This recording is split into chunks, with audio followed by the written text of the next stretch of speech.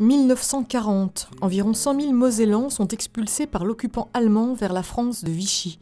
L'histoire de ces hommes et de leur expulsion est aujourd'hui retracée à travers l'exposition « De gré ou de force » à découvrir aux archives départementales de la Moselle.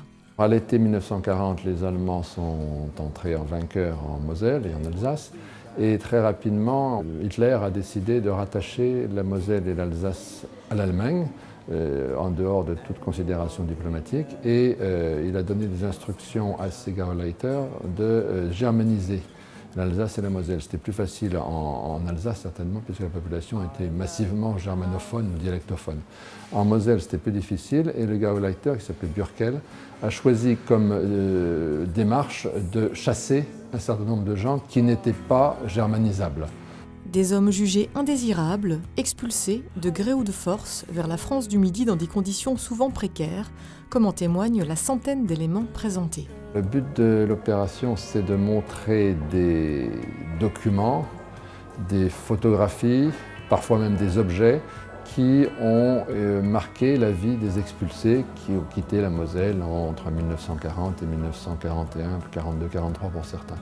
Donc beaucoup de documents type affiches, et notamment ces affiches de la germanisation. Le Gauleiter affichait sur les murs des grands placards avec « Soyez fiers d'être allemand », en allemand, la Lorraine allemande c'est maintenant, et puis toutes sortes d'annonces des expulsions, parce que les expulsions, pour certaines, ont été affichées sur les murs, hein, ça n'a pas été secret. Une Moselle devenue 100% allemande, jusque dans le nom de ces villes.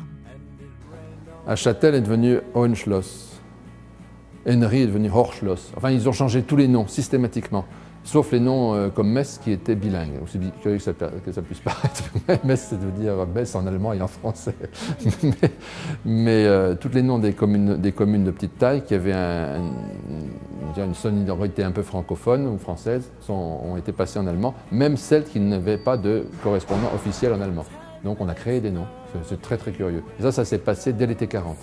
C'est-à-dire que les naturels du pays, qui parfois ne parlaient pas un mot d'allemand, se retrouvaient comme ça brutalement dans une administration allemande, écrivant en allemand, parlant en allemand et mettant leurs gosses à l'école en allemand évidemment. Quant au sort des expulsés, presque tous sont revenus entre mars et octobre 1945.